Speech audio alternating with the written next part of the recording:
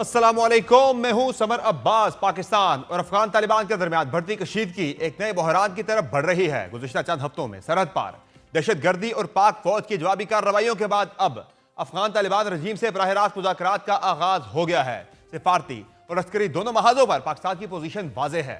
पाकिस्तान का फैसला अटल है कि दहशतगर्दी के खिलाफ सख्त इक़दाम भी होंगे, लेकिन साथ ही बातचीत के दरवाजे बंद नहीं किए जाएंगे। इसी तनाजुर में पाकिस्तान और अफगान तालिबान रजीम के दरमियान दोहा में मुज़ाकरात हो रहे हैं। पाकिस्तानी वफ़द की क़यादत वज़ीर दिफा ख्वाजा आसिफ कर रहे हैं, जबकि मुशीर कौमी सलामती लेफ्टिनेंट जनरल आसिम मलिक भी वफ़द में शामिल हैं। ज़राए के मुताबिक अफगान तालिबान वफ़द की सरबराही अबूरी वज़ीर दिफा मुल्ला याकूब कर रहे हैं, जबकि तालिबान के इंटेलिजेंस चीफ मौलवी अब्दुल हक भी शरीक हैं। ज़राए के मुताबिक पाकिस्तान और अफगानिस्तान के दरमियान मुज़ाकरात कतर के इंटेलिजेंस चीफ की मेज़बानी में किए जा रहे हैं, जिसमें पाकिस्तान दरअंदाजी के यकनुकाती एजेंडे पर बात कर रहा है। तर्जुमान दफ्तर खारजा के मुताबिक बातचीत का महवर अफगानिस्तान से होने वाली सरहद पार दहशतगर्दी का खात्मा है। तर्जुमान दफ्तर खारजा के मुताबिक पाकिस्तान किसी कशीदगी का ख्वाह नहीं, इलाकाई अमन इस्तेहकाम के लिए पुरअमन हाल चाहता है। अफगान तालिबान को अपने बैनुल-अक़वामी वादों की पासदारी और पाकिस्तान के सिक्योरिटी खदशात दूर करने चाहिए। दफ्तर खारजा के तर्जुमान का कहना है कि पाकिस्तान ने अफगान सरजमीन से दहशतगर्द गिरोहों के खिलाफ काबिल तस्दीक कार्रवाई का मुतालबा किया है। पाकिस्तान ने कतर की सालिसी की कोशिशों को सराहा और कहा मुज़ाकरात खित्ते में अमन और इस्तेहकाम के लिए अहम पेशरफ्त हैं। ज़राए का बताना है कि वज़ीर दिफा ख्वाजा आसिफ की सरबराही में पाकिस्तानी वफ़द अफगानिस्तान से TTP की जानिब से की जाने वाली दहशतगर्दाना कार्रवाइयों के सबूत लेकर गया है। पाकिस्तान को मतलूब मुबैना दहशतगर्दों के सबूत भी पाकिस्तानी वफ़द के पास मौजूद हैं। गुज़िश्ता रोज कतर में इब्तदाई राब्तों के दौरान दोनों ममालिक ने दोहा मुज़ाकरात तक सीज़ फायर पर इत्तफाक किया था और इसी के तसलसल में आज से तफसीली बातचीत का आगाज हुआ है। इन मुज़ाकरात से कबल फील्ड मार्शल आसिम मुनीर ने पाकिस्तान की दुश्मनी पर तुले अफगान तालिबान और भारत दोनों को एक बार फिर वाज़े और दो टोक अंदाज में खबरदार किया है। पाकिस्तान मिलिट्री अकेडमी काकोल में खिताब करते हुए फील्ड मार्शल आसिम मुनीर का कहना था कि तालिबान रजीम को इन प्रॉक्सीज को लगाम डालनी चाहिए जो पाकिस्तान पर हमले के लिए अफगान सरजमीन इस्तेमाल कर रही हैं। दुश्मन फितना उल हिंदुस्तान और फितना उल ख्वारिज को हाइड गन्स के तौर पर इस्तेमाल कर रहा है और अफगान अवाम को दायमी तशद्दुद के बजाय बाहमी सलामती का रास्ता इख्तियार करना चाहिए। India continues with state-sponsored terrorism as a preferred policy. Our adversaries' use of Fitna al-Hind and Fitna al-Khawarij as hired guns exposes its cowering, hypocritical and heinous face to the world.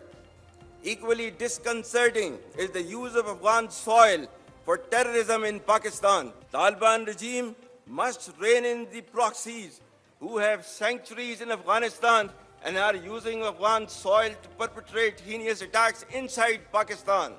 The law enforcement agencies and the armed forces, with the support of the brave people of Pakistan, particularly of Khyber Pakhtunkhwa and Balochistan, will surely defeat this menace as well.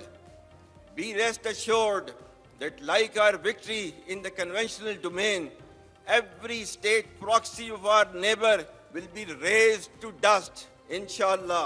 Like we stood firm against a much larger adversary, we shall persevere and never bow before a handful of misguided terrorists having perverted interpretation of Islam. Field marshal ने जहां अफगान तालिबान क़यादत को खबरदार किया, वहीं भारतीय फौजी क़यादत को भी पैगाम दिया। उन्होंने भारत को भी खुले अल्फाज में मुतनब्बे किया कि जौहरी माहौल में जंग के लिए कोई गुंजाइश नहीं। नया तनाज़ा शुरू हुआ तो पाकिस्तान का जवाब हमला आवरों की तवक्को से कहीं ज्यादा सख्त होगा। फील्ड मार्शल सैयद आसिम मुनीर का मजीद कहना था कि जदीद राफेल तैयारों को गिराना, भारतीय अड्डों को निशाना बनाना और मल्टी डोमेन वारफेयर की सलाहियत दिखाकर पाकिस्तान ने अपना दिफाई अज़्म वाज़ेह कर दिया है। I advise and firmly caution the Indian military leadership that there is no space for war in a nuclearized environment. Pakistan would respond much beyond the expectations of the initiators.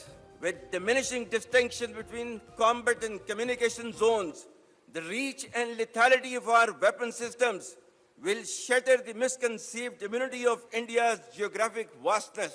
We will never be intimidated nor coerced by your rhetoric and shall respond decisively beyond proportions to even a minor provocation without any qualms. The onus of ensuing escalation, one that may ultimately bear catastrophic consequences for the entire region and beyond, will squarely lie with India. The most recent display of the spirit and resolve of the armed forces of Pakistan during Marka-e-Haq, Operation Bunyanu Marsoos, has further strengthened the trust and confidence of the people of Pakistan on the competence and far-reaching capabilities of its armed forces.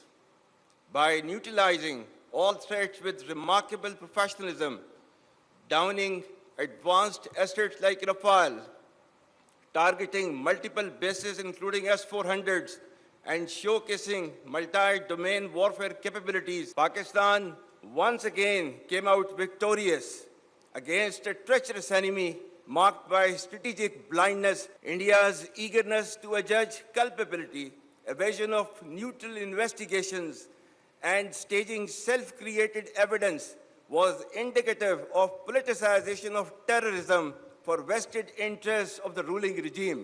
जहां पाक फौज जुबानी हद तक अफगान तालिबान और भारत को अपनी दहशतगर्दाना कार्रवाइयों से बाज रहने के लिए खबरदार कर रही है, वहां बतौर अमली इकदाम भी भारतीय प्रॉक्सीज और अफगान रजीम की सरपरस्ती में चलने वाले दहशतगर्दों का कला कमा भी किया जा रहा है। इस सिलसिले में गुज़िश्ता रात भी पाकिस्तान ने बड़ी कार्रवाई करते हुए पाक अफगान सरहद पर 100 से ज्यादा ख्वारिजियों को हलाक किया है। वज़ीर इत्तलात अता तारड़ के मुताबिक सिक्योरिटी फोर्सेज ने पाक अफगान सरहद के करीब शुमाली और जनूबी वज़ीरिस्तान में ख्वारिज गुल बहादुर ग्रुप पर जवाबी हमलों में 100 से ज्यादा ख्वारिजियों को हलाक किया है। एक्स पर पोस्ट में उन्होंने कहा है कि पाकिस्तान ने पाक अफगान सरहद के नजदीक शुमाली और जनूबी वज़ीरिस्तान अजला के सरहदी इलाकों में खारजी गुल बहादुर ग्रुप के कैंप्स पर हमले किए। 48 घंटे तवील जंगबंदी के दौरान अफगानिस्तान में मुतहर्रिक खारजियों ने बार बार पाकिस्तान के अंदर दहशतगर्दाना हमले की कोशिशें की, जिन्हें सिक्योरिटी फोर्सेज ने मौसर अंदाज में पसपा किया।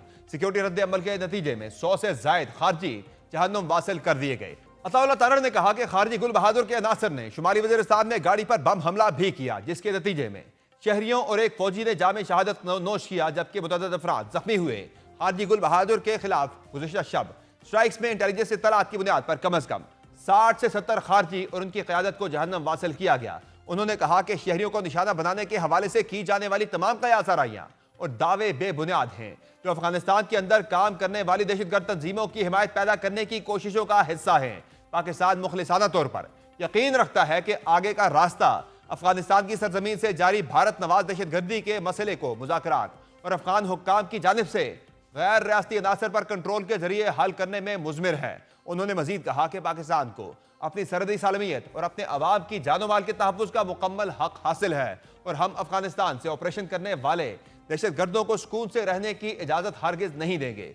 याद रहे कि हाफिज गुल बहादुर ग्रुप वही तंजीम है जो 2014 में ऑपरेशन ज़र्ब अज़्ब से कबल हुकूमत की हामी समझी जाती थी, तहम बाद में यह ग्रोह भी पाकिस्तान मुखालिफ कार्रवाइयों में मुलव्वस हो गया। 2022 में कलदम TTP से मुज़ाकरात के दौरान इस गिरोह के साथ जंग बंदी की खबरें आईं, मगर उन पर अमल दरामद ना हो सका। पाक अफगान हालिया कशीदगी का असर बाहमी तजारत पर भी पड़ रहा है और गुज़िश्ता 7 रोज से पाक अफगान बॉर्डर तुरखम मुकम्मल तौर पर बंद है। जाती सरगर्मियां और पैदल आमदोरफ्त दोनों मुअत्तल हैं। तुरखम शाहराह पर गाड़ियों की लंबी कतारें लगी हैं। माल बरदार गाड़ियों में लदा सामान खराब हो रहा है, जबकि सरहदी इलाकों में अशियाए खुरनोश की कीमतें आसमान को छू रही हैं। ताजर और ट्रांसपोर्टर्स ने हुकूमतों से मुतालबा किया है कि पाक अफगान तनाज़े का बामानी मुज़ाकरात के जरिए हल निकाला जाए, क्योंकि बॉर्डर पर कशीदगी किसी भी मुल्क के मुफाद में नहीं है। इस तमाम सूरत हाल के बावजूद भी अफगान तालिबान रजीम की हटदर्मी बरकरार है और बज़ाहिर भारत के इमाम पर पाकिस्तान मुखालिफ कार्रवाइयां तेज कर दी हैं। दिलचस्प बात यह है कि अफगान तालिबान जिस भारतीय इमाम पर हर चीज को सियासत की नजर कर रहे हैं और पाकिस्तान के खिलाफ भारतीय प्रॉक्सी बन गए हैं, उस भारत को खुद आज तक पाकिस्तान के खिलाफ हारी हुई जंग पर हजीमत का सामना है और अब वहां के अवाम मुतज्जियाकार भारत को पाकिस्तान और चीन के बाद अफगान तालिबान के सामने सरेंडर करने के ताने दे रहे हैं। जहां भारत को पाकिस्तान, चीन और तालिबान के सामने संदकू होने पर तनकीद का सामना है, वहां अमेरिका की जानिब से भी मुसलसल भारत की जग हसाई का सिलसिला जारी है। दूसरी जानिब अमेरिकी सदर डोनाल्ड ट्रंप ने भी पाकिस्तान और अफगान तालिबान के दरमियान कशीदगी को खत्म करवाने के लिए पेशकश कर दी है, जिनके बकौल ये काम उनके लिए बहुत आसान है। दूसरी जानिब पाकिस्तान की जानिब से भी अमेरिकी सदर को बराबर और भरपूर क्रेडिट दिया जा रहा है। चंद रोज कबल गजा डील के दौरान वज़ीर-ए-आज़म शहबाज शरीफ की जानिब से अमेरिकी सदर के लिए अदा किए गए कलमात पर पूरी दुनिया दंग थी, जबकि आज फील्ड मार्शल आसिम मुनीर ने भी गजा समेत मुतअद्दिद आलमी तनाज़ात को हल करवाने पर अमेरिकी सदर को दाद दी। World has finally taken a note of Israel's blatant aggression, genocide and forced displacement based upon Palestinians, which has led to the martyrdom of thousands of innocent civilians, including women, children and elderly. Pakistan's consistent efforts in the diplomatic domain have played a significant role in invoking the recent peace initiative in Gaza. We hope it leads to enduring peace and stability in the region. Pakistan expects the ceasefire to continue, followed by a smooth flow of humanitarian relief and reconstruction of Gaza for its people to be able to live peacefully in their homeland. Re-energization of strong and growing relations with the United States of America is an encouraging and welcome development. President Trump's personal efforts and strategic leadership to bring peace to multiple conflict-prone areas of the world are really praiseworthy. We will further nurture these relations with key global and regional players for the interest of peace, security and development. जहां पाकिस्तान ने भारत हो या अफगान तालिबान दोनों से मुतालिक अस्करी महाज पर अपनी बरतरी साबित की, वहां सफारती महाज पर भी पाकिस्तान अपने कार्ड्स बेहतरीन अंदाज में खेल रहा है, जिसकी बड़ी मिसाल पाकिस्तान को मिलने वाली आलमी हिमायत है जो दिन ब दिन बढ़ती जा रही है। आज दोहा में पाकिस्तान और अफगान तालिबान के दरमियान मुज़ाकरात का पहला दौर मुकम्मल हो गया है और कल मुज़ाकरात फिर से शुरू होंगे, जहां पाकिस्तान का मौक़िफ़ वाज़ेह भी है और दो टोक भी, और सबसे बढ़कर अमन की ख्वाहिश का है। अहम सवाल यह है कि क्या अफगान तालिबान और उनके पीछे मौजूद ताकतें पाकिस्तान के इस मुफाहमाना किरदार का खैर मकदम करेंगी या वो उस ही रविश पर बरकरार रहकर वही नुकसान उठाएगी जो हाल ही में भारत को उठाना पड़ा है। इस मुतालिक मजीद बात करेंगे। मैं ज्वाइन किया है दोहा में मौजूद सीनियर सहाफ़ी हसन अब्दुल्ला ने, जबकि हमारे साथ मौजूद होंगे दिफाई दर्जेकार air marshal retired Arshad Malik. बहुत शुक्रिया हसन अब्दुल्ला साहब, आपने प्रोग्राम में ज्वाइन किया। ये बताएगा कि क्या सूरत हाल है? आज बड़े अहम मुज़ाकरात हो रहे हैं दोहा में, पाकिस्तान और अफगान तालिबान की रजीम है उसके दरमियान। क्या समझते हैं ये मामलात किस तरफ जा रहे हैं? अफगानिस्तान की जो वहाँ पे नुमाइंदे आए हैं मान लेंगे जो पाकिस्तान की एक नुकाती डिमांड है उनसे कि अपनी सरजमीन को इस्तेमाल ना होने दें पाकिस्तान के खिलाफ? बहुत शुक्रिया समर अब्बास साहब। देखिए, पाकिस्तान का यहाँ पर मौक़िफ़ ये है कि अफ़गान तालिबान ने फरवरी 2020 में जो दोहा मुआहिदा जिस पे उन्होंने इत्तेफ़ाक किया था, उसमें एक शर्त ये भी थी कि वो अफ़गानिस्तान की सरज़मीन को अमरीका या अमरीका किसी इत्तेहादी के खिलाफ इस्तेमाल नहीं होने देंगे। बिलख़ुसूस अल-कायदा और उससे मुंसलिक दीगर तंज़ीमों का नाम था। तहरीक तालिबान पाकिस्तान के अल-कायदा के साथ जिस किस्म के ताल्लुकात हैं, ये बहुत वाज़ेह है। तो पाकिस्तान का यहाँ पे मौक़िफ़ ये रहा है कि तालिबान इस मामले में उनके साथ किसी किस्म का कॉम्प्रोमाइज़ नहीं किया जा सकता कि वो तहरीक तालिबान पाकिस्तान या दीगर दहशतगर्द तंज़ीमों को इस बात की इजाज़त दें कि वो अफ़गानिस्तान की सरज़मीन इस्तेमाल करें पाकिस्तान के खिलाफ। क्या तालिबान इस चीज़ पर राज़ी हो जाएँगे? बात ये है कि जब ये दोहा मुआहिदा 2020 में हुआ था, तो उस वक़्त कतरी भी यहाँ मौजूद थे और जो कतरी हैं उनका मौक़िफ़ बिल्कुल वाज़ेह है। वो ये कहते हैं कि ये नाक़ाबिल क़बूल है कि अफ़गानिस्तान की सरज़मीन इस्तेमाल हो किसी के भी खिलाफ, उसमें पाकिस्तान भी शामिल है। तो कतरियों की तरफ से भी इस मामले पर दबाव है। ज़ाहिर है वो एक क्योंकि होस्ट का किरदार अदा कर रहे हैं तो वो डायरेक्टली उसमें कम से कम पब्लिकली बात नहीं कर रहे। लेकिन उनकी तरफ से भी यही कोशिश है कि अफ़गान तालिबान इस मामले को समझ जाएँ और जो टीटीपी या दीगर तंज़ीमें हैं उनको किसी किस्म की खुली छूट ना हो। सही। तो ये बताइएगा कि क्या अपडेट है आज के जो मुज़ाकरात हो रहे हैं उनके हवाले से? पॉजिटिव रहा है आज की जो एक बैठक हुई है? देखिए, अब तक जो मौक़िफ़ है वो यानी सामने रखा गया है और बात ये है कि अफ़गान तालिबान तो इस बात को फ़िलहाल मानने को तैयार नहीं है कि उन्होंने तहरीक तालिबान पाकिस्तान या बीएलए जैसी तंज़ीमों को किसी किस्म का लेवरेज फ़राहम किया हो या उनको खुली छूट दी हो। वो इस बात से इनकारी हैं। वो ये कह रहे हैं कि अगर कोई इन्फ़िरादी तौर पर अफ़गानिस्तान में मौजूद है और वहाँ से जाकर पाकिस्तान में हमला कर रहा है, तो उनका यहाँ पे ये मौक़िफ़ रहा है कि उनका हर शख़्स के अमल पर कंट्रोल नहीं है। लेकिन इस बात से वो इनकार कर रहे हैं कि एक तंज़ीम को या तंज़ीमों को उन्होंने बाज़ाब्ता तौर पर अफ़गानिस्तान में अपने ठिकाने बनाने का और फिर वहाँ से कार्रवाइयाँ करने का जवाज़ फ़राहम किया हो या उसकी इजाज़त दी हो। इस बात से वो फ़िलहाल इनकारी हैं। और हसन अब्दुल्ला साहब, ये भी वाज़ेह है कि कमांडर नूर वली महसूद हों, कायदम टीटीपी के, या हाफिज़ गुल बहादुर हों, वो भी वहाँ पर मौजूद हैं अफ़गानिस्तान के अंदर ही, वहीं से वो पाकिस्तान के खिलाफ ऑपरेट कर रहे हैं। आपके भी ज़ाहिर है मुलाकातें हुई हैं कुछ लोगों से और इत्तलात तो यही है, और इसे अफ़गानिस्तान डिनाई तो किसी सूरत कर ही नहीं सकता। बिल्कुल, न सिर्फ तहरीक तालिबान पाकिस्तान बल्कि मुख्तलिफ़ तंज़ीमें उनकी अफ़गानिस्तान में मौजूदगी रही है, इस बात से इनकार करना तकरीबन नामुमकिन है। न सिर्फ इस पर बहुत वाज़ेह इंटेलिजेंस मौजूद है बल्कि सहाफ़ियों की मुलाकातें रही हैं। मिसाल के तौर पे जब तहरीक तालिबान पाकिस्तान से अलग होकर जमातुल अहरार बनी थी तो वो भी वहाँ पर मौजूद थी। मुख्तलिफ इनके जो कर्ता धर्ता हैं वो भी अफ़गानिस्तान में मारे गए। तो इस बात से इनकार करना तो यानी मुश्किल है। और किसी भी मुज़ाकरात में अगर अफ़गान तालिबान इस बात से इनकारी होते हैं कि तहरीक तालिबान पाकिस्तान अफ़गानिस्तान में मौजूद नहीं है तो उनको कोई भी संजीदगी से इस चीज़ पर नहीं लेगा। उनके लिए मसला क्या है, ज़ाहिर है ये बात समझी जा सकती है कि बिलख़ुसूस जब अमेरिका ने अफ़गानिस्तान पर हमला किया था 2001 में, तो उसके बाद जिस किस्म की गठजोड़ पैदा हुई थी, अफ़गान तालिबान, पाकिस्तानी तालिबान, अल-कायदा, दीगर जो बाज़ सेक्टेरियन तंज़ीमें हैं, इनके दरमियान जो एक गठजोड़ और अलायंसेस बनी थी, तो उसकी वजह से ज़ाहिर है ये बात समझ में आती है कि अफ़गान तालिबान के लिए क्यों इतना मुश्किल है इनसे अलहदगी इख्तियार करना। बिलख़ुसूस जब दाइश जैसी तंज़ीमों का भी उनको सामना है। तो ये जो वजूहात हैं वो अलग मामला है, लेकिन मुज़ाकरात में वो ये इनकार करें कि वो हिमायत नहीं कर रहे या ये तंज़ीमें मौजूद नहीं हैं अफ़गानिस्तान में, तो फिर जो मीडिएटर्स हैं वो भी उनको संजीदगी से नहीं लेंगे।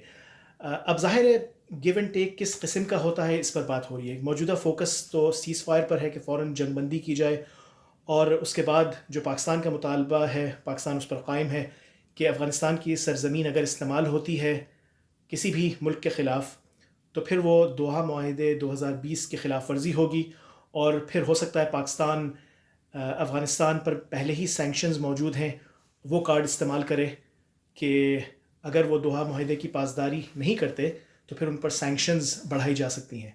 बहुत शुक्रिया हसन अब्दुल्ला साहब, आपने अपडेट किया दोहा में होने वाले मुज़ाकरात के हवाले से। इसी पे प्रोग्राम में आगे बढ़ेंगे और बात करें। हमारे साथ मौजूद हैं air marshal retired Arshad Malik साहब। सर बहुत शुक्रिया आपने ज्वाइन किया प्रोग्राम में। ये बताएगा कि दोहा में बातचीत हो रही है पाकिस्तानी डेलीगेशन की, जिसे वज़ीर दिफा लीड कर रहे हैं, और अफ़गान तालिबान रजीम की तरफ से भी उनके अबूरी वज़ीर दिफा हैं, उनके इंटेलिजेंस चीफ हैं वहाँ पर। क्या समझते हैं जो एक हफ्ता बड़ा एक तल्ख रहा है, बड़ी सख्त किस्म की यहाँ से पाकिस्तान ने जवाब दिया है अफगानिस्तान की जो दरअंदाजी वहाँ से हुई उसका, मुज़ाकरात में कितने % चांसेस आप कामयाबी के देख रहे हैं, चूँकि पाकिस्तान का 1 पॉइंट एजेंडा है कि अपनी सरजमीन इस्तेमाल ना होने दें पाकिस्तान में दहशतगर्दी के खिलाफ? बिस्मिल्लाहिर्रहमानिर्रहीम। First of all thank you very much. आप बिल्कुल सही बात कर रहे हैं। आपने हसन अब्दुल्ला की भी बात सुनी। अगर आप मीडिया को भी फॉलो करें और अगर आप इनकी पुरानी रविश को भी देखें तो मैं अगर ईमानदारी से आपसे बात करूं तो मुझे इसमें कोई ज्यादा उम्मीद नजर नहीं आती। अगर इनको आर्जी तौर पे आप कन्विंस भी कर लेते हैं तो ये दोबारा इसी किस्म की हरकत करने को तैयार रहेंगे। मैं कोई बहुत ज्यादा पुरुमीद नहीं हूं। हालांकि हम पूरे शवाहिद के साथ, पूरे सबूत के साथ कोई हवा में बात नहीं कर रहे। हमारे इकदाम जो इनके खिलाफ हमने किया वो किसी तकब्बुर या जारहाना कदम नहीं था, बल्कि वो थकन, कुर्बानी और नागजीर हालात में हो चुका था। मेरे ख्याल में अगर इनके साथ जब तक कोई एक टाइमलाइन और वे फॉरवर्ड अश्योरेंसेस के साथ, गारंटर्स के साथ नहीं करेंगे, मुझे नहीं लगता कि ये इस तरफ आएंगे। और कार्रवाई जो है वो तो साथ साथ जारी रहेगी।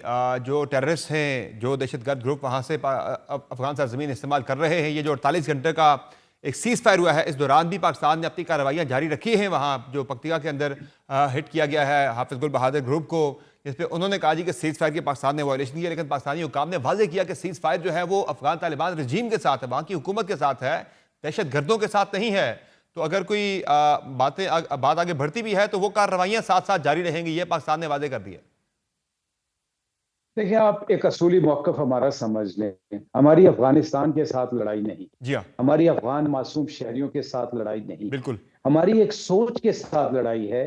वो सोच जो फिक्री और नजरियाती तौर पे बीमार सोच है, वो सोच जो कि फिक्री और बयानियाती जंग को आगे लेके जा रही है, और वो जिसमें ईमान और अकल को अगर यकजा किया जाए तो आपको बिल्कुल बातें सादी और सामने आ जाती हैं। सो हम अफगान मासूम शहरियों के खिलाफ नहीं, ना ही हम अफगानिस्तान के साथ एक्शन जारी रखेंगे। हाँ, अगर कोई हमारी सरजमीन की तरफ रुख करेगा और अगर वो अपने आप को वहां पे ट्रेनिंग करता रहेगा, अपने आप को यकजा करेगा, उसके खिलाफ अब हमने जो सब्र हार करके जो फैसला किया है वो फैसला जारी रहेगा जब तक ये इस चीज को रियलाइज नहीं करते कि अगर ये दहशतगर्दों का साथ देते रहेंगे तो हमारी कार्रवाई जारी रहेगी। और ये भी याद रखिए कि आपकी कार्रवाई जवाबन थी, आपने जी हाँ। इनिशिएटिव नहीं लिया था, जी हाँ। आपने अमरे मजबूरी ये किया था, और अगर ये करेंगे जैसे आपने इशारा फरमाया, तो फिर इनके लिए जाए पनाह तो नहीं होगी। ज़ाहिर है एयर मार्शल साहब, भारत जो है इस वक्त वो एक जो पाकिस्तान के साथ फेस टू फेस लड़ाई में, एक डायरेक्ट क्लैश में तो बुरी तरह से भारत को शिकस्त का सामना करना पड़ा है, रिसेंटली बड़ी हजीमत उठानी पड़ी है। वो तो ऑपरेशन जो जो सो कॉल्ड ऑपरेशन सिंदूर है, उसके 2.0 की बात कर रहा है कि हमने वो शुरू करना है। लग नहीं रहा कि भारत शुरू करेगा, बराह रास्त खुद आएगा। ज़्यादा चांस तो यही है कि वो तालिबान को ही यूज़ करेगा एज हाइड गन, इन्हीं को एज अ प्रॉक्सी जो है वो यहाँ से कार्रवाइयाँ तेज़ करेगा पाकिस्तान के खिलाफ। या आपको लग रहा है कि वो खुद भी आएंगे? देखिए, मेरे ख्याल में हिंदुस्तान खुद अपने जहन में गड़बड़ है। उसने ऑपरेशन सिंदूर शुरू किया, उसने अपना बयानिया ये दिया कि हमने तो पाकिस्तान खुदा न खास्ता अपने नापाक कदमों से आधा फतेह कर लिया, और उन्होंने ये समझा कि ये जो फतूहात हैं, शायद सिकंदर आजम के बाद एक बहुत बड़ी फतह है जो उन्होंने मीडिया पे बॉलीवुड के स्टाइल में हासिल कर ली। लेकिन अल्हम्दुलिल्लाह रब्बिल आलमीन, अल्लाह का खास करम था और पाक फिजाइया की खास तौर पे कंट्रीब्यूशन थी जिसने उनको एक सबक सिखाया। अब वो एक शिकस्त खुर्दा दुश्मन, जो कि पहले इन्हीं तालिबान को कई सालों तक ये कहता रहा कि ये दहशतगर्द हैं, इनसे बचें, ये इंसान नहीं है, और उनसे पुल आउट किया, और आज अपने मफादात के लिए इन बेवकूफ़ों को अपना आलाकार बना रहा है। वो ज़रूर ये चाहेगा कि ये कभी मैं तो ये चाहूँगा कि कोई ऐसी इंटेलिजेंस सिस्टम रखा जाए कि देखा जाए कि अफ़गान तालिबान जो वहाँ बैठ के गाइडेंस किससे ले रहे हैं। हम्म। अगर वो मुत्तकी साहब उनकी गोद में बैठकर कश्मीर के बारे में अपने आइडियाज़ चेंज कर सकते हैं, तो वो वहाँ बैठ के भी, और आपको पता है कतर में भी कई हिंदुस्तान के जासूस निकले थे। तो ये रियलाइज़ करने की बात है, मेरे ख़्याल में हमें इस तरफ सोचना चाहिए कि इनकी गाइडेंस कहाँ से आ रही है। और वो यकीनन आपकी बात दुरुस्त है, इसमें कोई शक नहीं कि हिंदुस्तान कभी नहीं चाहेगा कि हम अफ़गान तालिबान के साथ अमन करें। हमारा एक ही बार-बार हम कई दिनों से क्या कह रहे हैं? क्या हम कह रहे हैं कि काबुल पे कब्ज़ा कर लो? क्या हम कह रहे हैं कंधार पे कब्ज़ा कर लो? क्या हम किसी के चलगोज़ों के पीछे पड़े हुए हैं जो कि बहुत महँगे होते हैं? क्या हम किसी काबुली अंगूरों के या अनारों के पीछे? हमारा एक ही अलमिया है कि हमारे मासूम शहरियों के ऊपर अटैक बंद करो, और उन शरपसंदों को जो इस अटैक में प्रूवन है, जिसके पास शवाहिद है हमारे पास, उनको जाए पनाह मत दो। अरशद मलिक साहब, जिस भारत को पाकिस्तान के साथ एक डायरेक्ट क्लैश में बहुत बुरी शिकस्त का सामना करना पड़ा, इतनी बड़ी माइट के साथ, इतनी बड़ी पावर के साथ और इतने ज़्यादा वो गुरूर के साथ आया था, अब जो उन्होंने स्ट्रेटजी चेंज की है कि वो वाया अफगानिस्तान पाकिस्तान के खिलाफ एक जंग बेज करने की जो एक उनकी हिकमत अमली है, इस फ्रंट पे आपको उनकी कामयाबी के इम्कान कितने लगते हैं? जी एक हाँ। खास रजीम, जो कि इलीगल रजीम उन लोगों के ऊपर मुसल्लत कर दी गई, जी हाँ। जिसने कब्जा किया हुआ है और जिसने बैनुल अक़वामी मुआहिदों की पासदारी नहीं की जी हाँ। हुई, अब उसको कहीं से अपना पनपने का मौका मिल रहा है। तो हिंदुस्तान ये चाहेगा कि वो किसी ना किसी तरह पाकिस्तान को एंगेज रखे, डिस्टर्ब रखे, लेकिन वो ये भूल रहा है कि अल्हम्दुलिल्लाह अल्हम्दुलिल्लाह अफगान तालिबान और पाकिस्तान की अस्करी अफवाज का कोई मुकाबला नहीं। मैं कोई तकब्बुर की बात फिर नहीं कह रहा, मैं एक हकीकत का बयान कर रहा जी हूं हाँ। कि हमारा तो उस सोच से मुकाबला है जिसमें इतदाल को शिद्दत पसंदी पर फोकियत दी हुई है, जिसने अकलियत को बिद्दत पे फोकियत दी हुई है। और इंशाअल्लाह अल्लाह ताला ने चाहा तो हमें भी इकदाम करने पड़ेंगे, हमें अपने मुल्क के अंदर कुछ इकदाम करने पड़ेंगे, ताकि कलेक्टिव विजडम के साथ हम इसको शिकस्त से फाश दे सकें। और इसमें हमारा उनसे मुकाबला फिर नहीं है, जी हाँ। अल्हम्दुलिल्लाह हमने लेकिन टारगेटेड ऑपरेशंस करने हैं। लेकिन सर, जब हमें भारत ने एंगेज किया हुआ है वेस्टर्न फ्रंट के ऊपर वाया अफगान तालिबान, तो ऐसे में क्या ईस्टर्न बॉर्डर से भारत भी कोई झड़पें शुरू कर सकता है, वहां से कुछ जारियत कर सकता है, कोई मिस एडवेंचर? नहीं, नहीं, मेरा नहीं ख्याल कि कोई मिस एडवेंचर करेगा। अभी उसके पास ना तो स्पेस है इस कन्वेंशनल वॉर की, ना उसके पास जस्टिफिकेशन है। ये एक बयानिया था जिसको उसने लेके आया, अब तो उसके पास कोई ऐसा बयानिया नहीं। लेकिन हम हमें जो केयरफुल रहना पड़ेगा वो ये रहना पड़ेगा कि हमारे यहाँ खुदा ना खासा वो फॉल्स फ्लैगशिप ऑपरेशंस करेगा, बलूचिस्तान में अफरा तफरी करेगा, जिसके लिए अंदरूनी तौर पे मैं एक दफा फिर कह रहा हूँ कि मैं और आप और इसी तरह हमारे बहुत से लोग जो टीवी पे और मीडिया पे आके बात करते हैं, उनकी बात को जिम्मेदारान को समझना चाहिए कि न सिर्फ बैरूनी महाजों पे बल्कि अंदरूनी महाज पे भी हमें मुत्तफिक होकर तवज्जो करनी है, और यही हमारी इसी में बका है। और खैबर पख्तूनख्वा के अंदर तो अभी रिसेंटली एक वज़ीर आला को इसलिए हटाया गया है कि वो दहशतगर्दी के खिलाफ ऑपरेशंस में वफाकी हुकूमत और इदारों को सपोर्ट कर रहे थे। नया वज़ीर आला वहाँ पे इसी आइडिया के तहत लाया गया है कि वो ऑपरेशंस को सपोर्ट नहीं करेगा। वो मुज़ाकरात की बात कर रहा है, करदम TTP हो या अफ़गान तालिबान हो उनके साथ। तो जब एक मुल्क में आपके इत्तफाक की राय पैदा नहीं हो पाएगा, जब आपके मुल्क में एक कंसेंसस नहीं होगा वॉर ऑन टेरर के हवाले से, दहशतगर्दी के खिलाफ जंग के हवाले से, तो ज़ाहिर है कामयाबी के इम्कानात थोड़े कम हो जाते हैं। तो जहन साजी के लिए, एक नैरेटिव बनाने के लिए कलेक्टिव क्या करना होगा, हमें किस तरह से आगे बढ़ना होगा? क्योंकि चूंकि सिर्फ काइनेटिक डोमेन में ये लड़ाई नहीं है, ये नॉन काइनेटिक डोमेन के अंदर भी बड़ा काम करने वाला है।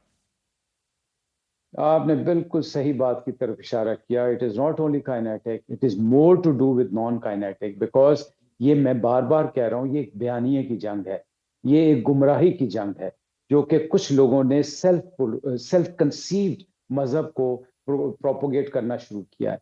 अब देखिए, अगर हम ये बार बार बात कर रहे हैं, मेरा नहीं ख्याल किसी ऐसे भी आदमी ने आके ये कहा हो कि अफगानिस्तान को जंग के जरिए कुचल दें।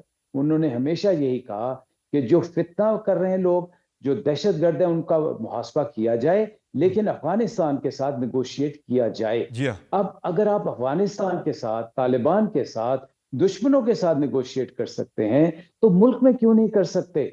और वो मुल्क खैबर पख्तूनख्वा वो वाहिद सूबा है जिसने पाकिस्तान के लिए रेफरेंडम में वोट दिया। तो क्या आप उनकी वफा पे शक कर सकते हैं? मेरे ख्याल में हम सब जिम्मेदार लोग हैं, समझदार लोग हैं, एक दूसरे को स्पेस देने की जरूरत है। ये इल्जाम तराशी जब आप निकलेंगे, जब आप एक साथ बैठ के कन्विंस हो जाएंगे कि हम ये जो रिएक्शन हमने क्यों किया और आइंदा रिएक्शन क्यों आना चाहिए, तो मैं आपको यकीन दिलाता हूं कि हर किस्म के मजहबी लोग, हर किस्म के सियासी लोग और हर किस्म के दानिश्वर लोग इस मुकाम पे आके कन्विंस हो जाएंगे कि पाकिस्तान जो एक्शन कर रहा है वो जस्टिफाइड है। लेकिन अगर आप ये इल्जाम तराशी करते रहे, अगर आप किसी को शक की अपने लोगों को देखते रहे, तो फिर आप बिल्कुल सही कह रहे हैं, हम इस बयानिए को और इस सोच को शिकस्त नहीं दे पाएंगे। बहुत शुक्रिया air marshal retired Arshad Malik साहब, आपने प्रोग्राम में ज्वाइन किया। नाज़रीन, प्रोग्राम में एक मुख्तसर ब्रेक लेंगे, ब्रेक से वापस आएंगे, बात करेंगे एक्सटर्नल फ्रंट के ऊपर। तो पाकिस्तान को भरपूर तरीके से बहुत से चैलेंजेस का सामना है। एक तरफ भारत है जो पाकिस्तान के खिलाफ जो है वो जंगी जुनून पर मबनी बयानात दे रहा है। उधर भारत ही है जो अफगानिस्तान के फ्रंट से भी अफगान तालिबान रजीम को इस्तेमाल करके पाकिस्तान के खिलाफ एक महाज उसने खड़ा किया हुआ है। ऐसे में इंटरनली पाकिस्तान के बहुत सारे चैलेंजेस हैं, उनके बारे से बात करेंगे मुख्तसर ब्रेक के बाद। हमारे साथ रहिए।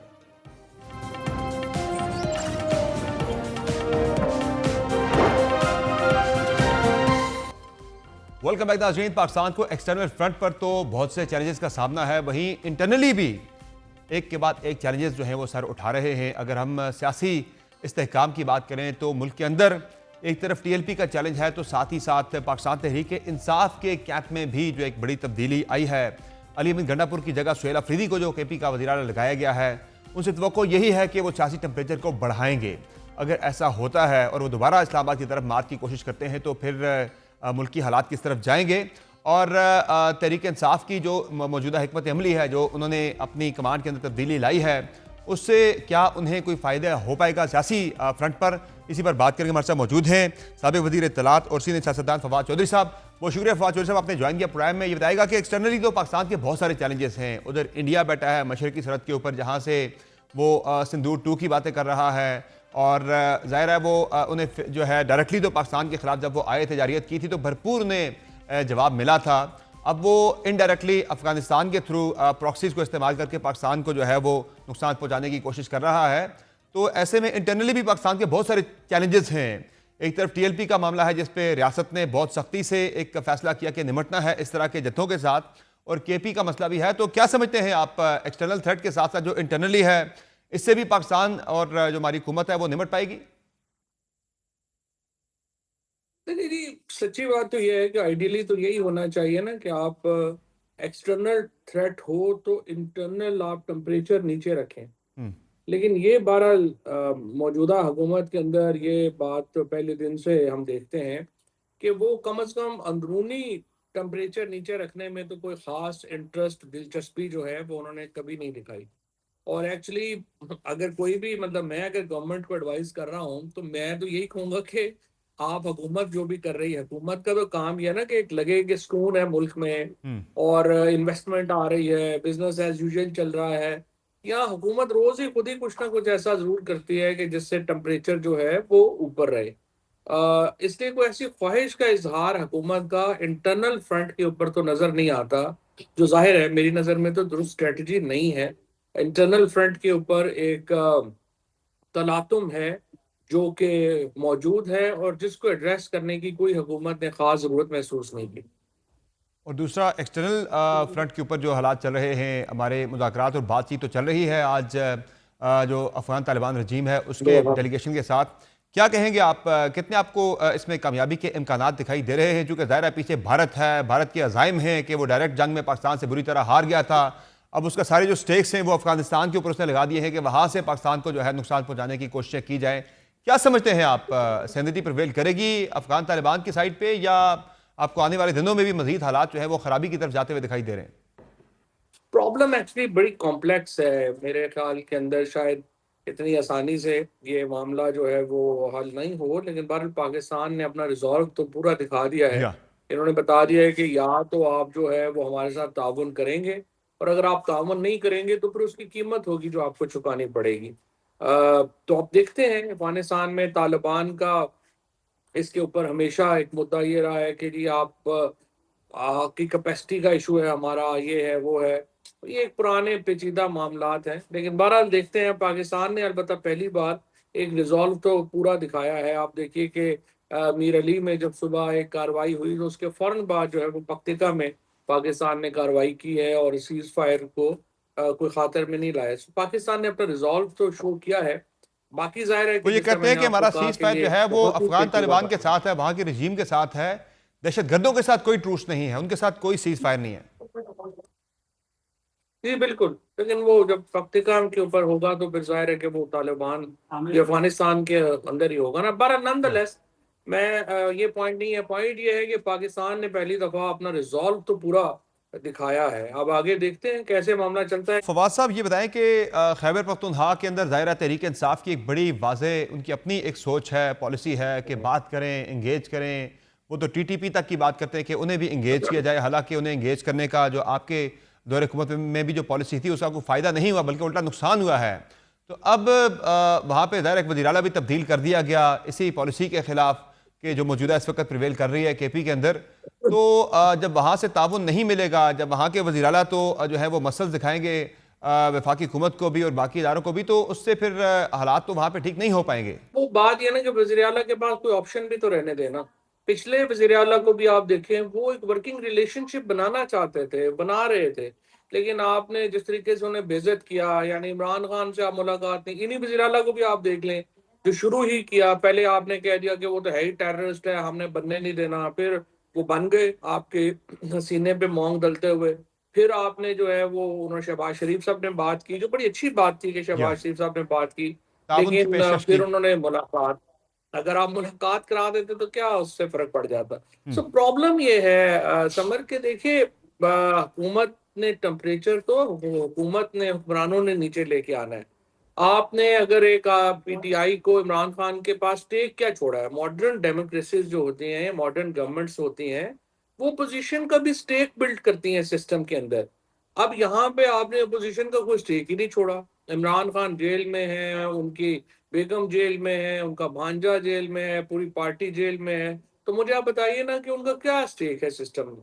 तो जब आप सिस्टम में स्टेक ही किसी का नहीं रहने देंगे और फिर एक्सपेक्ट करेंगे कि नहीं वो टेम्परेचर भी वही नीचे रखे, आई मीन ये तो फिर अजीबोगरीब बात है ना। हुकूमत को एक्चुअली ये चाहिए था कि अब नए वज़ीर आला आए हैं, इस मौके से फायदा उठाएं और इन इन इस वज़ीर आला के साथ एक वर्किंग रिलेशनशिप डेवलप करें। लेकिन और लेकिन सबसे इम्पोर्टेंट ये वहाँ है तो कि नए इमरान वज़ीर खान आला जो को है, तो लाया ही इसीलिए गया है कि जो पहले अली बिन गंडापुर साहब थे उनके इस वफाकी हुकूमत के साथ अच्छा वर्किंग रिलेशनशिप बन चुका हुआ था। तो वो खान साहब ने तो इस सोच के तहत ही तोड़ा कि वो क्या ताउन कर रहे थे, ये ताउन ना करे ताकि उनके साथ। नहीं, अली अमीन गंडापुर तो देखिए ना एंगेजमेंट की कोशिश कर रहे थे, जी हाँ। जिसमें वफाकी हुकूमत ने उन्हें नाकाम कर दिया। जब आप वो नहीं कर पा रहे तो फिर इमरान खान या पीटीआई में जो भी होगा उसका ख्याल तो होगा ना उनको चैलेंज दे सके, या एंगेजमेंट होगी या चैलेंज होगा, दो ही तरीके हैं ना। तो जब वफाकी हुकूमत एंगेजमेंट करेगी ही नहीं, अपनी पोजीशन को जो है वो आप दबाते ही चले जाएंगे, तो मुझे आप बताएं ना, चैलेंज देने के अलावा और क्या स्ट्रेटजी हो सकती है। तो जाहिर है कि अगर जो सुहेल हैं उनको भी आप बिल्कुल दीवार से लगा देंगे, वर्किंग रिलेशनशिप नहीं बनाएंगे किसी के साथ, आप ऑप्शन ही कोई नहीं छोड़ेंगे। अभी तो देखिए, आप इमरान खान को अगर आप कहें, जैसे मौलाना फजलुर रहमान है, इमरान खान है, और चलिए आपको इमरान खान नहीं पसंद, मुझे आप बताइए खैबर पख्तूनख्वा में किस पार्टी के साथ वर्किंग रिलेशनशिप है आपका? एएनपी का व्यू देख लें, पीटीएम का व्यू देख लें, जेयूआई का व्यू देख लें, वो तो शायद पीटीआई से भी ज्यादा सख्त है। तो इस तरह तो नहीं हो सकता कि आप पूरे सूबे की लीडरशिप जो है उसको एक तरफ कर दें, उनकी कोई हैसियत अहमियत ही ना समझें और कहें कि बस जो है असी कल ही काफी है। ये तो नहीं होता। तो फिर केपी की जो नई हुकूमत है, जो नए वज़ीर आला हैं, उनका एक मैंडेट में ये भी है कि उन्होंने एक भरपूर तहरीक भी चलानी है। उन्होंने ऐलान भी किया कि मैं एक नई तहरीक शुरू करूँगा। तो क्या लग रहा है आपको, एक भरपूर तहरीक फिर से शुरू हो पाएगी और इस तहरीक के ज़रिए इमरान खान की रिहाई और बाकी तहरीक साफ के मसाइल का खात्मा आप देख रहे हैं, या ये पहले की तहरीकों की तरह एक और तहरीक होगी जिसका रिजल्ट कुछ भी नहीं होगा? देखिए, उनका मैंडेट एक ही है। वो मैंडेट ये है कि आप इमरान खान को और पीटीआई को कोई रिलीफ जो है वो दिलवा जी सके। हाँ। अब इस के लिए वो क्या स्ट्रेटजी बनाते हैं, उन्होंने क्या करना है, ये अब हमें ज़ाहिर है देखना पड़ेगा कि वो आगे चल के कैसे जो मामलात हैं आते हैं उनमें वो कामयाब हो पाते हैं, नहीं हो पाते। लेकिन मेरे ख्याल के अंदर तो अगर आप एंगेजमेंट नहीं करेंगे तो आप खुद ही पुश कर रहे हैं कि भाई आप तहरीक ही चलाएं, हमने तो नहीं इसके अलावा करना। तो इसका प्रॉब्लम ये होता है कि मुल्क के अंदर एक स्पेशली खैबर पख्तूनख्वा जैसे सूबे में जहाँ पे आपको अवामी हमायत दरकार है अपने ऑपरेशंस के लिए, चीज़ों के लिए, वो आपको फिर नहीं मिलेगी। और वो एक प्रॉब्लमेटिक चीज़ है अगर कोई समझे तो। तो क्या आप फिर देख रहे हैं एक बेहतर रास्ता फिर यही है कि इंगेजमेंट हो, वहाँ की जो केपी की हुकूमत है, तहरीक इंसाफ है, वो मुफाहमत की तरफ आए, तो हुकूमत के साथ मुफाहमत हो, उसके ज़रिए मामला बेहतर हो सकते हैं। तहरीक के ज़रिए मौजूदा जो ग्राउंड रियलिटीज़ हैं और जो माजी के एक्सपीरियंसेस हैं उसको देखते हुए तो ये तो वाज़ेह है कि तहरीक चलाकर शायद मसाइल हल नहीं हो पाएंगे, मज़ीद खराबी होंगे। लेकिन समर वो तो हुकूमत ने फैसला करना है ना, केपी वालों ने तो फैसला नहीं करना। हम्म। केपी की हुकूमत ने तो फैसला नहीं करना ना कि उन्होंने क्या करना है, ये तो वफाकी हुकूमत ने वो तो बार बार कहते हैं फैसला शहबाज शरीफ करना है साहब कि अभी मेरी तक। तरफ से मुज़ाकरात के दरवाजे खुले हैं, मैं इनसे बात करना चाहता हूँ, आए देखिए बात ऐसे करें, ये तो, लेकिन हाँ। देखिए ये तो वैसे बात में मजाक है ना शहबाज शरीफ साहब जो करते हैं कि मतलब आप देखेंगे आपने जो है वो आप मुलाकात इमरान खान से करने नहीं दे रहे। आपने दुनिया जहान की जो तकलीफें हैं वो उन्हें 804 दिन से ज्यादा उनको अंदर हो गए हैं। अब बीवी उनकी जो है वो बगैर किसी वजह के अंदर है। जिस दिन शहबाज शरीफ साहब ऐलान करते हैं कि हम मुज़ाकरात करेंगे उसी दिन जो है उनको आप गिरफ्तार कर लेते हैं। तो शहबाज शरीफ साहब की तो अनफॉर्चुनेटली यही तो प्रॉब्लम है कि उनकी बात को सीरियसली जो है वो नहीं लिया जाता, और ये एक बड़ा अनफॉर्चुनेट है। लेकिन बहरहाल जब वो फैसला करेंगे कि हमने टेम्परेचर नीचे लाना है तो टेम्परेचर नीचे आ जाएगा। उसके तो बाद दूसरा बात यह है कि अगर आप पीटीआई की अपनी पॉलिटिक्स का देखें तो जाहिर है उसके अपने बड़े मसाइल हैं जी हाँ। उसमें। तो चाहे वकला पॉलिटिक्स हो, चाहे उनकी कौमी पॉलिटिक्स हो, वो तो इस वक्त सिर्फ स्ट्रेटजी ये है कि जो भी कोई वाकया हो जिसमें कोई गवर्नमेंट मुखालिफ पहलू निकलता हो तो हम छलांग लगा के उसमें शामिल हो जाए। चाहे वो टीएलपी हो, चाहे वो इफगान हो, चाहे कुछ भी हो, हर काम में जो है उन्होंने बच्चों की तरह ये करना है कि जो भी हो रहा हो और ट्रेन चल रही है ना तो हम बस छलांग लगा इवन कर टीएलपी ट्रेन वाली में बैठ आपने जाए। वो बिल्कुल तो दुरुस्त ज़ाहिर है बात उससे की कि पॉलिटिक्स टीएलपी, वो टीएलपी के जिसके खिलाफ तहरीक इंसाफ ने अपने दौरे हुकूमत में हाँ तहरीक इंसाफ को भी बिल्कुल सामना रहा, उनकी तरफ से इस तरह के तशद्दुद मुजाहिरों का, और तहरीक इंसाफ ने भी उनके खिलाफ क्रैकडाउन भी किए, सख्ती भी की, ऑपरेशन भी किए। उसके बाद फिर तहरीक इंसाफ ने उन्हें उन पर पाबंदी भी लगाई 2021 के अप्रैल में। वही कुछ मौजूदा हुकूमत भी कर रही है, लेकिन तहरीक इंसाफ उनके साथ खड़ी हो गई है। अब वो समझ नहीं आ रही कि कल गलत थे या हाँ, आज गलत है। वो उस वक्त आप बता तारड़ साहब की तकरीरें सुने ना, उस वक्त वो यही कहा, ये पॉलिटिकल अपॉर्चुनिज्म होता है सही है, सियासतदानों दुरुस्त में। करें। अनफॉर्चुनेटली ज्यादातर हमारे पॉलिटिशियंस को लगता है कि हम किसी असूल पे खड़े हो गए तो ये ना हमारी वोटें कम हो जाए। हालांकि लोगों की जिंदगियां अजाब बना के अगर आपने वोटें लेनी है तो उसका क्या फायदा। देखिए, ये एक्सट्रीमिस्ट ग्रुप्स पाकिस्तान में खत्म होंगे तो पाकिस्तान को कोई चांस है कि पाकिस्तान में कोई तरक्की हो पाएगी, कोई मईशत संभल पाएगी। सही है। इन एक्सट्रीमिस्ट ग्रुप्स के साथ पाकिस्तान का कोई मुस्तकबिल नहीं है। ये हमें बड़ी पहले ये फैसला कर लेना चाहिए था। इमरान खान बड़े वाजे थे, अब तो आके मैं हैरान हो गया हूँ जब मैंने उनकी ये ट्वीट देखी। भाई 600 बंदा तो वो खुद टीएलपी का क्लेम नहीं है कि मारा गया है, आप कैसे 600 बंदा आपने कह दिया? हजार वो एक और बाहर बैठे हुए ग्रुप है वो उसने 1000 बंदा कह दिया है। जी हाँ। अजीब जो मुंह में आ रहा है वो कही जा रहे हैं, ना किसी को पता है ना कुछ है। बड़ा अनफॉर्चुनेट है ये, इतनी गैर संजीदा। इमरान खान बहुत बड़े पॉलिटिशियन है पाकिस्तान के। उनका आई वुड से कि इस वक्त अगर पाकिस्तान का कोई लीडर है तो इमरान खान है, और उन्हें उनसे उन्हें तो अगर जेल में मंसूब जो इनपुट दी इस जाएगी तरह के मुलाकात करने वालों की जानिब से, उनसे वो वही ट्वीट करेंगे।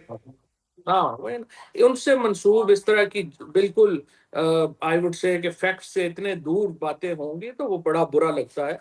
उनकी अपनी जो पोजीशन है वो भी खराब होती है, और ये लोगों को एहतियात करनी चाहिए। उनको मिलने वालों में भी तो आजकल ज्यादातर जोकर्स ही है ना। तो ये भी हुकूमत ने इंश्योर किया है कि अगर आपको इंसान के बच्चे हैं तो आप इमरान खान से मुलाकात ना कर सकें, ये भी तो एक प्रॉब्लम है। तो ये बताएं फवाद चौधरी साहब कि ये जो रियासत ने एक हार्ड स्टेट का जो है बनने का फैसला किया है, अज़्म किया है, आपको लग रहा है कि अब की मरतबा तहरीक लब्बैक के साथ दोबारा जो है वो मुज़ाकरात या बातचीत की तरफ मामलात नहीं जाएंगे, बल्कि सख्ती से निपटा जाएगा? तहरीक इंसाफ ने भी उन पे पाबंदी तो लगा दी थी, लेकिन 7वें महीने ही फिर उन्हीं के दबाव में आकर उनसे मुज़ाकरात करके उनको दोबारा से उन पे पाबंदी हटा भी दी थी। तो अब की मरतबा आपको लग रहा है कि रिजॉल्व जो नज़र आ रही है, अब दोबारा से ही पाबंदी नहीं हटेगी?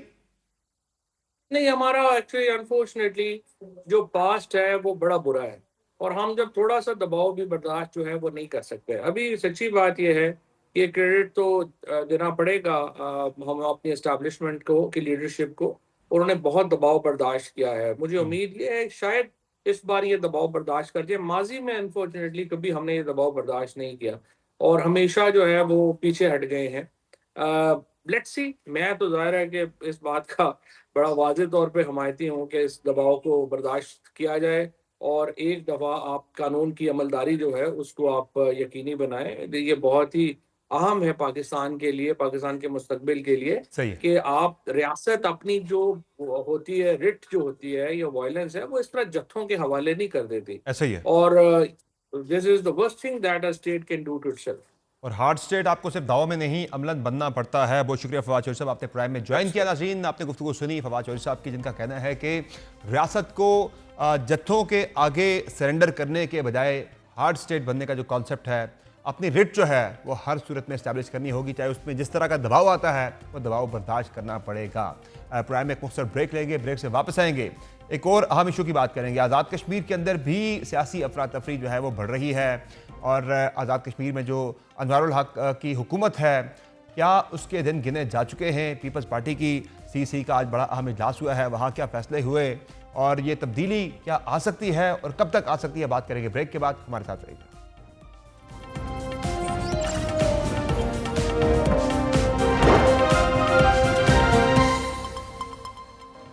Welcome back. आज़ाद जम्मू कश्मीर में सियासी बहरान शिद्दत इख्तियार करता जा रहा है। वज़ीर-ए-आज़म चौधरी अनवारुल हक की हुकूमत को संगीन खतरात लाहक हैं।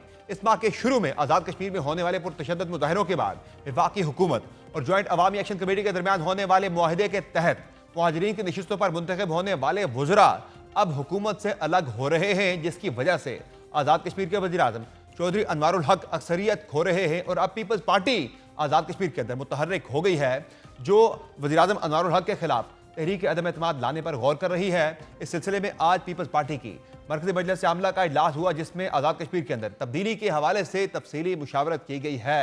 क्या पीपल्स पार्टी के पास नंबर पूरा हो चुका है और क्या पीपल्स पार्टी चौधरी अनवारुल हक को हटा पाएगी? इसी पर बात करेंगे। हमारे साथ मौजूद है आज़ाद कश्मीर की सियासत पर गहरी निगाह रखने वाले सीनियर सहाफ़ी अफजल भट्ट साहब। बहुत शुक्रिया अफजल भट्ट साहब, आपने प्रोग्राम में ज्वाइन किया। ये बताएगा कि आज़ाद कश्मीर के अंदर सियासी बहरान मजीद गहरा होता जा रहा है। अब जो मुआहिदा हुआ था उसके तहत जो मुहाजिरीन की सीटों पर मुंतखब होने वाले जो वज़रा थे चौधरी अनवारुल हक की काबीना में, वो तो मुस्तफ़ी हो रहे हैं एक के बाद एक। तो ये बताइएगा कि पीपल्स पार्टी भरपूर तैयारी कर रही है अनवारुल हक साहब को हटाने के लिए, उनके खिलाफ अदम एतमाद लाने के लिए।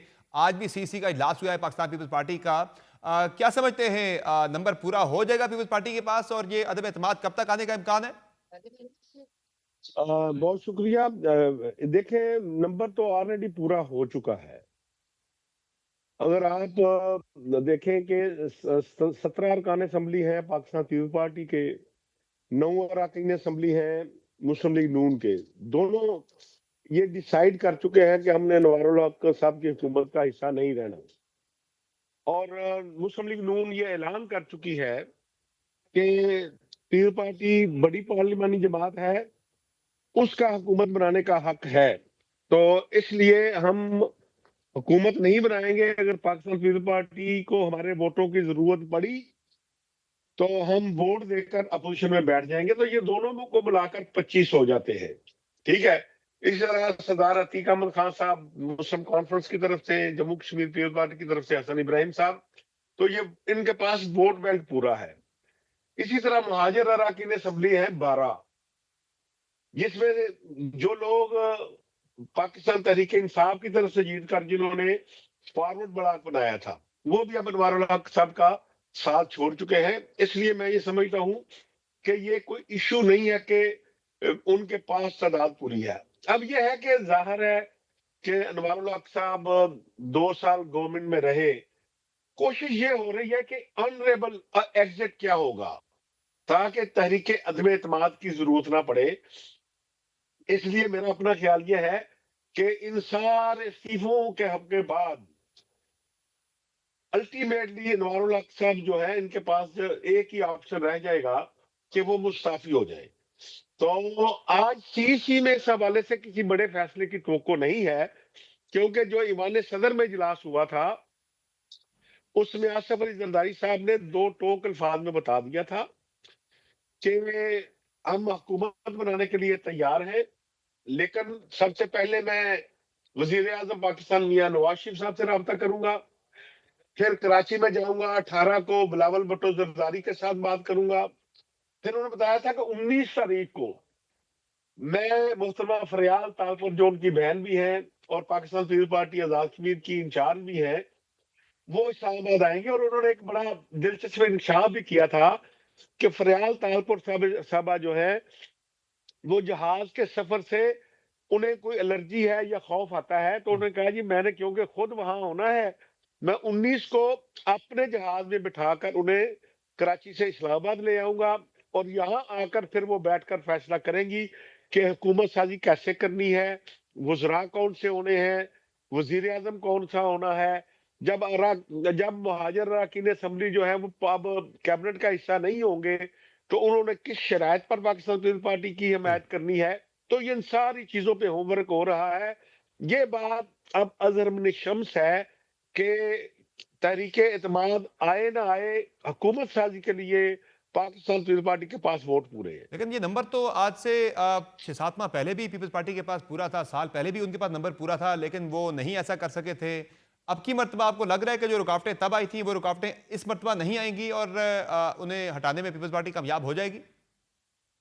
देखें, साल 1.5 साल जब रहता है ना, उस वक्त तब कोई भी सियासी जमात डे टू डे मैटर पे काम करती है। जब इलेक्शन में 6-7 माह रह जाते हैं तो उस सियासी पार्टी का आइंदा इलेक्शन पर पूरी तवज्जो मरकूज होती है। अब वो दौर गुजर गया कि हुकूमत में रहेंगे, स्कीमें लेंगे, फंड लेंगे और कुछ इस्तेमाल करेंगे, कुछ इस्तेमाल नहीं करेंगे। अब पाकिस्तान पीपल्स पार्टी, मुस्लिम लीग नून, इन सब की प्रायोरिटी क्या है कि हमने आइंदा हुकूमत कैसे बनानी है। या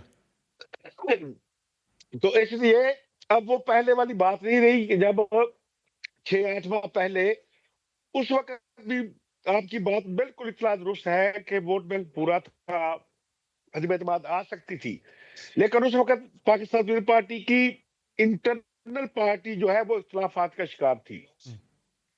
जो लोग वजारतें एंजॉय कर रहे थे वो कहते थे हमने हुकूमत का हिस्सा रहना है, जो लोग अच्छी वजारतों में नहीं थे या वजारतों से बाहर थे वो कहते थे हमें बाहर आ जाना चाहिए। तो ये फैसला मुतफिका तौर पर नहीं हुआ था। अब जब पार्लिमानी पार्टी का इजलास हुआ, उसमें मौजूदा हुकूमत के जो 17 अरकान असेंबली हैं, उनमें पाकिस्तान पीपल्स पार्टी के 13 फ्लैग होल्डर हैं, 13। 10 एडवाइजर हैं, 10 मिनिस्टर हैं, 2 एडवाइजर हैं, एक सही है। स्पीकर हैं। जब पाकिस्तान पीपल्स पार्टी ने फैसला किया जी। कि हमने इस हुकूमत से अलग होना है, तो ये 13 लोगों की राय भी तो शामिल ये थी। बताइएगा भट्ट साहब कि आज़ाद कश्मीर में पीपल्स पार्टी अगर तब्दीली लाने जा रही है, अपना वजीर आजम लाने जा रही है, तो कौन है फेवरेट वजीर आजम की रेस में? कौन कौन से लोग शामिल हैं? देखे देखे 4 लोगों के नाम अभी तक जेर गौर है, जिसमें नंबर 1 नाम है पाकिस्तान पीपल्स पार्टी के प्रेसिडेंट हैं चौधरी यासीन। दूसरे नंबर पे आ जाते हैं चौधरी लतीफ अकबर साहब, उनका भी बड़ा कंट्रीब्यूशन है। वो पाकिस्तान पीपल्स पार्टी के राठौर साहब के साथ सेक्रेटरी जनरल थे, पार्टी के प्रेसिडेंट रहे, वो अब स्पीकर है, उनका नाम भी लिया जा रहा है। इसी तरह सरदार याकूब खान साहब फॉर्मर प्रेसिडेंट हैं, फॉर्मर प्राइम मिनिस्टर है, उनका नाम लिया जा रहा है। फैसल मुमताज राठौर साहब हैं, यंग मैन है, एक्टिव है, उनका नाम भी लिया जा रहा है। तो इन चारों में से किसी का कूड़ा निकल सकता है, लेकिन ये तय है कि किसी से पूछा नहीं जाएगा, अराकीन असेंबली से राय नहीं ली जाएगी कि वजीर आजम किसने होना है। ये तमाम अराकीन असेंबली ने इख्तियार आसिफ अली जरदारी साहब को दे दिया है कि वो जिसको वजीर आजम बनाएंगे सारी पार्टी उसको वोट करेगी। अगले महीने के अंदर अंदर जो है, एक महीने के अंदर अंदर ये मूव आ सकती है। वज़ीर आज़म आज़ाद कश्मीर चौधरी अनवारुल हक के खिलाफ अदम एतमाद की पीपल्स पार्टी ने अपना नंबर जो है वो शो कर दिया कि उनके पास आधा अक्सरियत उन्होंने हासिल कर लिया आज़ाद कश्मीर कानून साज असेंबली में। बहुत शुक्रिया अफसर भट्ट साहब, आपने आज़ाद कश्मीर की सियासत के ऊपर अपडेट किया। नाज़रीन, आज के शो में इतना ही, इजाज़त दीजिए, अल्लाह हाफ़िज़।